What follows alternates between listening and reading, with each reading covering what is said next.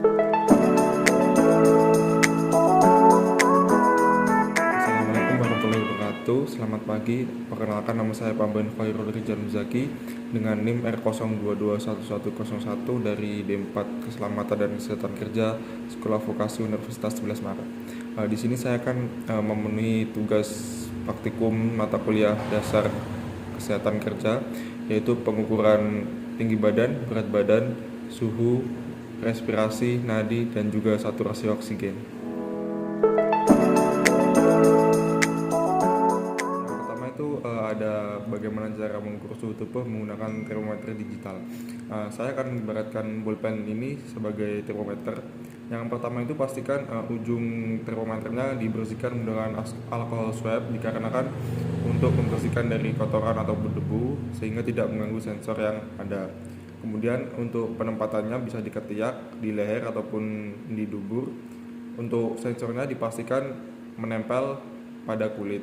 Kemudian nanti di sini nanti ada kayak display gitu. Nah, itu nanti ada, kalau udah siap digunakan itu ada tulisannya LO, kemudian ada pangkat derajat C gitu. Nah, kalau apabila C-nya tersebut berkedip-kedip, maka termometer sudah siap digunakan. Nah, apabila termometer sudah siap untuk digunakan, pastikan untuk ketiak dari si pasien kering, jangan diusahakan jangan basah maupun habis mandi ataupun berkeringat nanti, karena itu bisa mempengaruhi suhu si pasien. Nah, selanjutnya termometer ditaruh di ketiak si pasien. Nah, kita tunggu apabila nanti setelah termometer ditaruh di ketiak, nanti angkanya akan kemudian cepat di antara 36 sampai 37,5 derajat apabila si pasien bersuhu normal. Kemudian apabila sudah, nanti termometer akan berbunyi alarmnya seperti tit tit tit. Nah, seperti itu kita dapat mengambil termometernya dan mengecek suhu yang ada di termometer. Nah, yang kedua itu ada pengukuran nadi, yaitu dengan manual di pergelangan tangan ataupun leher.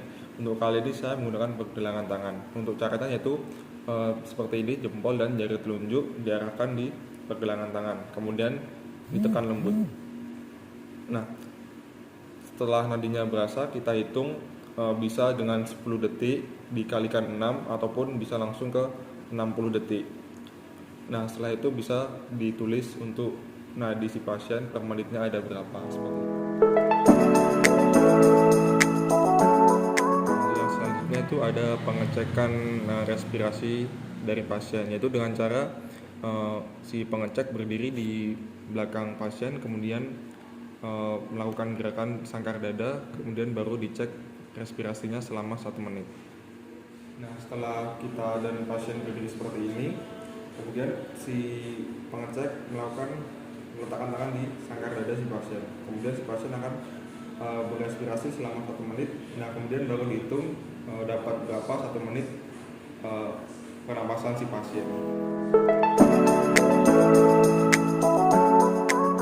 Yang selanjutnya itu ada pengukuran berat badan.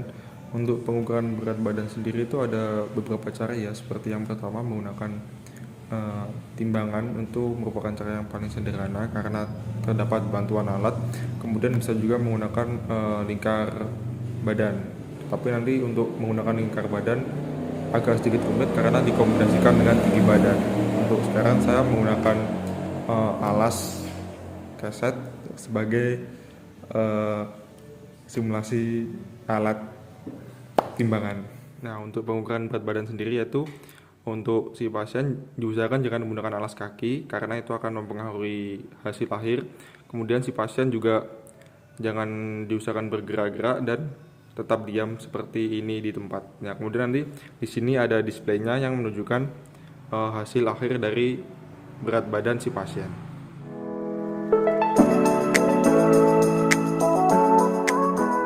Selanjutnya itu ada pengukuran tinggi badan si pasien. Nah, di sini saya menggunakan penggaris. Bisa juga menggunakan alat yang ditempel di tembok. Karena saya tidak punya, saya menggunakan penggaris sebagai penggantinya. Nah, untuk caranya yaitu pertama si pasien harus berdiri tegak menempel di tembok dengan tumit juga menempel di tembok. Kemudian usahakan di atas kepala pasien ini tidak menggunakan apa-apa termasuk topi ataupun ikat rambut. Nah, kemudian untuk posisi si pasien tegak dengan menghadap ke depan, tidak boleh toleh-toleh, dan kepala diam. Setelah itu nanti penggarisnya diletakkan di atas pasien seperti ini. Nah, kemudian nanti di bawahnya sini kan nanti ada tembok. Nah, itu ditandai. Setelah itu diukur menggunakan meteran setinggi dari lantai, kemudian menuju ke tanda yang telah diberikan tadi, seperti itu. Nah, untuk pengukuran tinggi badan sendiri si pasien, kemudian kita mengambil penggaris, kemudian meletakkan penggaris tepat di atas kepala si pasien. Nah, setelah itu kita menandai di mana garis ini berada. Nah, setelah itu kita mengambil meteran, barulah kita mengukur dari bawah ke garis tersebut.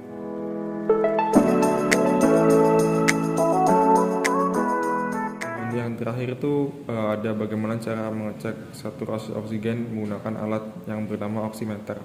Nah, berhubung saya tidak memiliki alat oximeter, saya akan menggunakan potongan kuku sebagai penggantinya. Untuk oximeter sendiri itu dapat mengukur dua vital sign, yaitu yang pertama ada saturasi oksigen dan yang kedua ada nadi si pasien. Untuk cara penggunaannya, yang pertama itu di sini di bagian oximeter nanti, di sini kan tempat untuk jarinya seperti ini. Nah, itu di sini dibersihkan dahulu menggunakan alcohol swab. Nah, kemudian tangan dari si pasien sendiri juga dibersihkan menggunakan alcohol swab agar terbebas dari kotoran dan sensor dapat bekerja dengan baik. Nah, kemudian apabila sudah, nanti kita pencet tombol on. Setelah itu nanti di sini di displaynya akan muncul angka, yaitu angka nadi dan saturasi oksigen. Untuk saturasi oksigen sendiri nanti ada tulisannya SpO2 seperti itu.